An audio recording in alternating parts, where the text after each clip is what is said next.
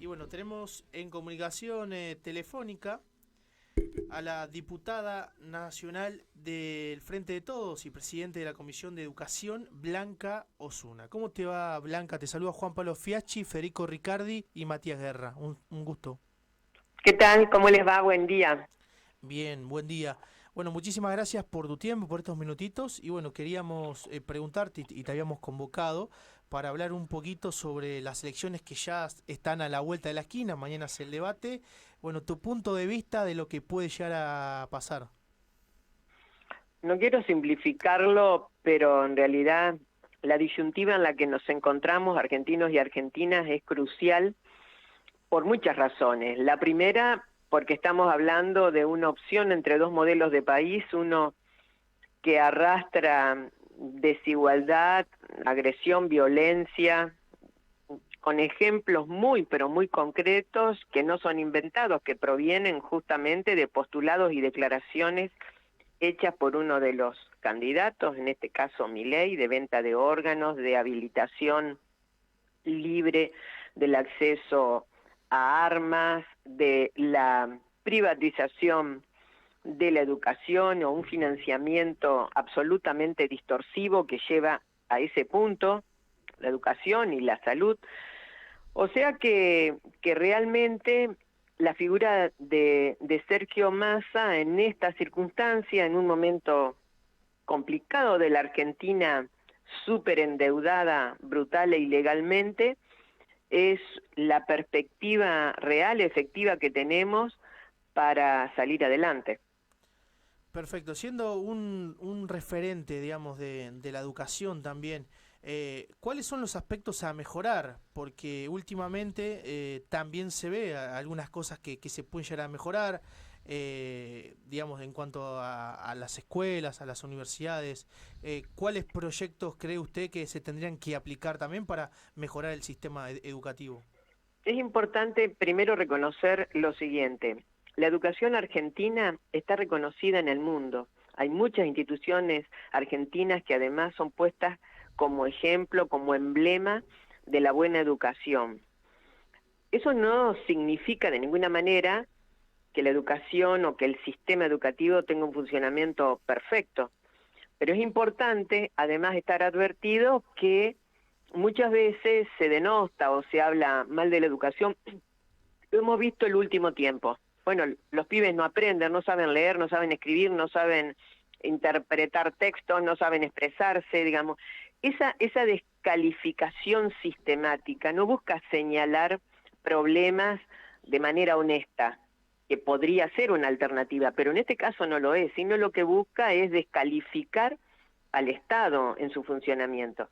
Nosotros entendemos que efectivamente la educación argentina tiene algunas dificultades que provienen de la necesidad de incrementar el financiamiento. Es por eso que Sergio Massa, junto al ministro de Educación, presentaron hace unos meses un proyecto de ley de financiamiento. Y lo empezamos a trabajar, primero en la Comisión de Educación, intensamente y debatiendo cuál era el sentido de poner más plata en educación.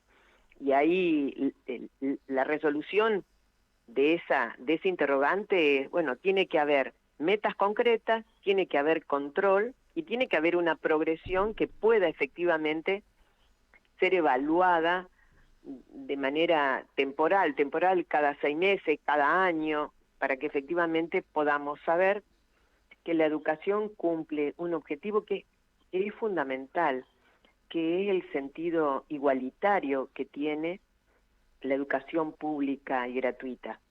Así que, bueno, lo aprobamos en la Comisión de Educación, primero, prácticamente por unanimidad, lo mismo en la Comisión de Presupuesto, esto fue esta semana, y estamos como para poder arribar a un debate en una sesión y respaldar este proyecto. Hola Blanca, buen día. Matías Guerra te saluda. ¿Qué tal? Buen día. Bien, te quería consultar, te estaba escuchando, hablabas del dinero que se dispone, ¿no? Para educación. Uh -huh, uh -huh. Anteriormente, si no recuerdo mal, era el 6% lo que se destinaba y se estaba hablando de subirlo al 8%, el 8% para educación. La pregunta es, teniendo el 6% teniendo en cuenta lo que decías de las pruebas, ¿no? Si no recuerdo Sí. mal, son las pruebas PISA puede ser el nombre. No, hay pruebas, Eh, esas son las pruebas internacionales que hay que pagar y que empezaron a aplicarse durante el gobierno de Macri. Ujú. La La pregunta, Argentina tiene pruebas nacionales que son las pruebas a aprender, bien, muy ¿Qué eran gracias. las integratorias de antes? que eran, claro, de Claro. manera como más sistematizada y que puedan ser comparables y que puedan ser herramientas como para ir evaluando, como todo, como toda política activa, ser evaluada. Así que sí, pero los escucho. Sí, no, la pregunta es, internamente, ¿no? Desde el espacio, en estos 4 años de gobierno de Alberto, eh, hicieron autocrítica sobre los resultados de las pruebas, ya sean las internacionales o las nacionales, teniendo en cuenta lo que decías, ¿no? De que los chicos no leen un texto y no lo comprenden, o les cuesta matemáticas, por ejemplo, o la deserción escolar. A ver, parte a parte. Ujú. La primera cuestión, los resultados en un sistema. ¿Ustedes tienen una idea de cuántas personas están dentro del sistema educativo? No, la verdad Un número, desconozco un el número. número, bueno, 14 Millones. millones, 14 Claro. millones en lo que es lo obligatorio y los institutos de educación superior, 2,5 millones Ujú, a más de las universidades. ujú, Estamos hablando de un volumen impactante, no cuento los docentes ahí. Entonces digo, el seguimiento de la atención de ese nivel de población operando, actuando, aprendiendo, eh, por supuesto que es muy complejo. Y lo peor que puede pasar es que haya retrocesos en la inversión. Ese 6% que era una ley de Néstor Kirchner del 2006, en el que yo la verdad que tuve la oportunidad de presentar como presidenta de la Comisión de Educación, que era en ese momento. O sea, estamos hablando de varios años atrás. Eso se mantuvo y se sobrecumplió hasta el 2015 y después hubo un retroceso notable durante el gobierno de Mauricio Macri. A tal punto que para ver una idea concreta, hay un sistema de becas, de acompañamiento para la terminalidad de los estudios superiores, por ejemplo, que terminaron en el 2015 con 1,5 millones de beneficiarios, pero terminaron en el 2019 con menos de 500.000. Lo doy como un dato concreto, lo podría llevar a las becas, a los programas, por ejemplo, Conectar Igualdad, exactamente igual, o a los libros que desaparecieron. Entonces, en este gobierno, el gobierno de Alberto Fernández y Cristina Kirchner, se recuperaron las becas, estamos arrimándonos a los 2 millones de beneficiarios, se restituyó el programa Conectar Igualdad, se incrementó el financiamiento, y si ustedes me preguntan, ¿alcanza? Yo creo que no, que hay que poner más recursos, por eso Sergio Massa presentó este proyecto de ley junto con PERSIC, y por eso nosotros los debatimos, y por eso ese debate además concluyó con un acompañamiento incluso de legisladores y legisladoras de distintos bloques, no únicamente del oficialismo. Creo que hay una acción pública que tiene que estar dirigida a crear efectivamente condiciones de igualdad real que requiere una dinámica de recursos mayor.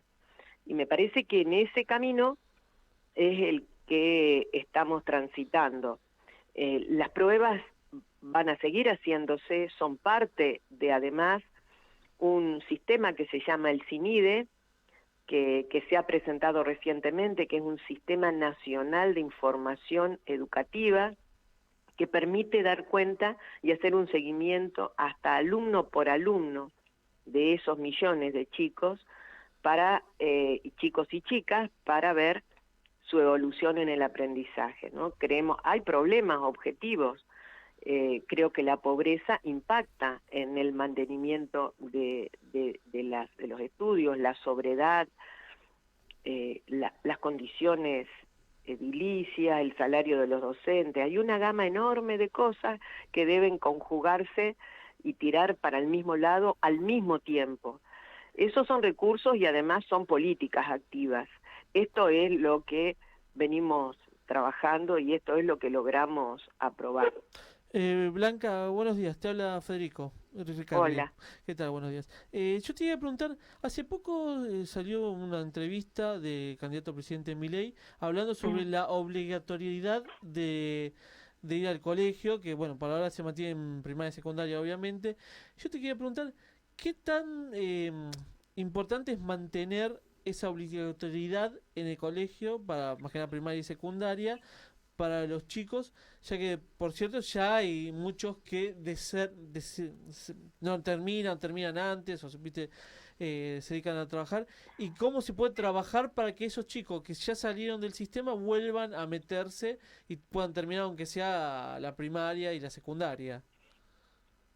Bien, la obligatoriedad es una meta que está vinculada con la igualdad, porque en realidad en la Argentina el acceso a la educación fue originalmente una opción y un impulso de las familias que podían resolver. Me estoy refiriendo, al origen del sistema educativo. ¿Quiénes estudiaban? Bueno, los pobres no estudiaban, los pobres no iban a la escuela, las mujeres no iban a la escuela. Entonces, el proceso de la obligatoriedad, de constituir la obligatoriedad, tiene que ver con una ley. La educación primaria obligatoria es de 1884, el año que viene se van a cumplir 140 años. A la Argentina le costó muchos años llegar a demostrar que efectivamente todos terminaban la primaria. O sea que la obligatoriedad define, por una parte, las condiciones del Estado para hacerse responsable de sostener que hay posibilidades.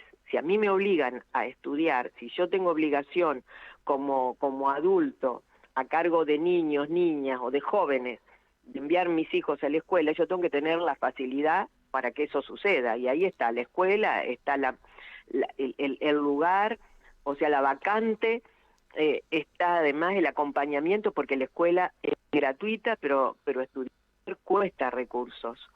O sea que para mí el concepto de obligatoriedad está muy vinculado también a la escuela igualitaria, porque si no ponemos la obligatoriedad y la idea de compromiso de adultos con la formación y con la educación, rompemos un esquema de cultura igualitaria, porque va a haber algunos que van a seguir estudiando.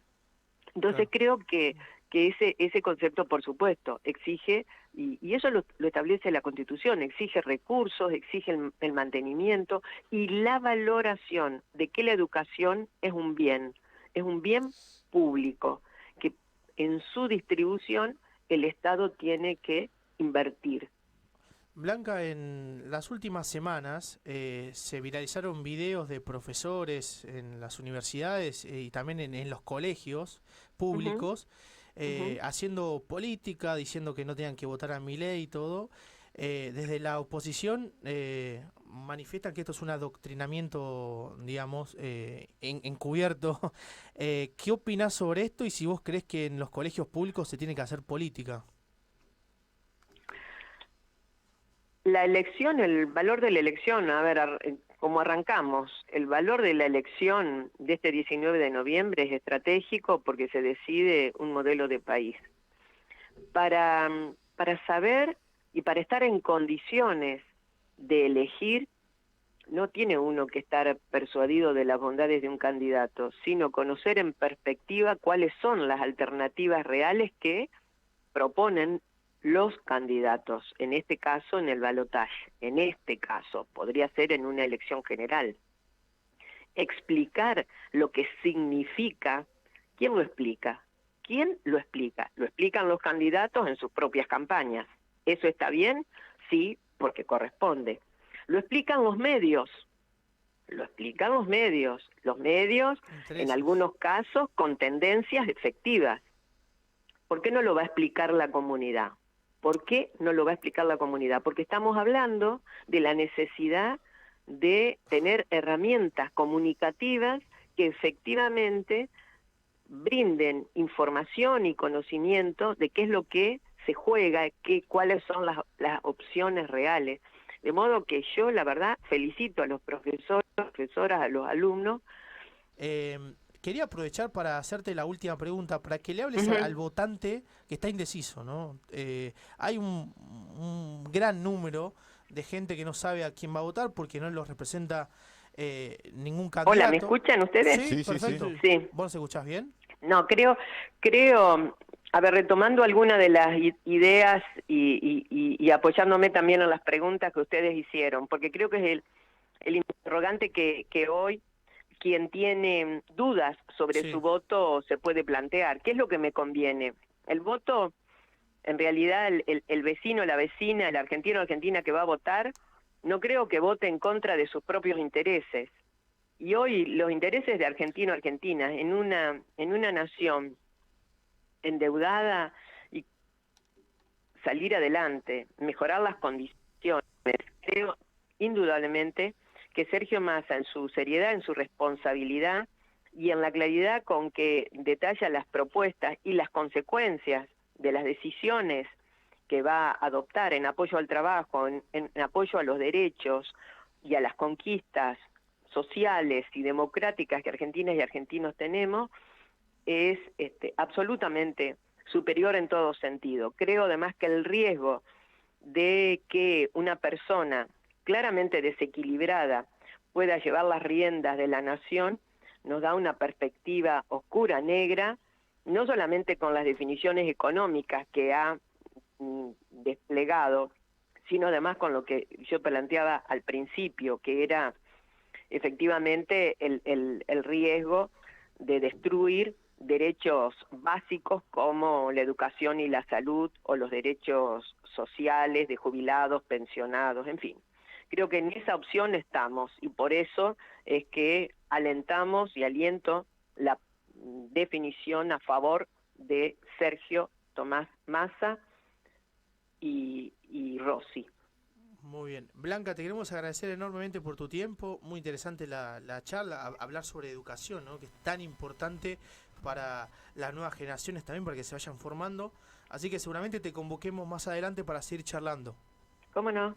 ¿Cómo no? Bueno. Sí, de paso les cuento cómo evoluciona esto del financiamiento educativo en el Congreso, que es de esperar que podamos aprobarlo antes de fin de año, o Perfecto. antes del cambio de autoridades. Sería la lógica, porque es el plazo que como legisladores tenemos en las sesiones ordinarias que han sido ampliadas. Perfecto, Blanca, te agradecemos enormemente y bueno... Bueno, buenos días, Buen día, Un gusto, chau, chau. Bueno, hasta ahí la palabra de Blanca Osuna. Ella es diputada nacional de Frente de Todos y presidente de la Comisión de Educación. Vamos a una breve tandita y ya volvemos con lo último de No Todo Lo Que Parece.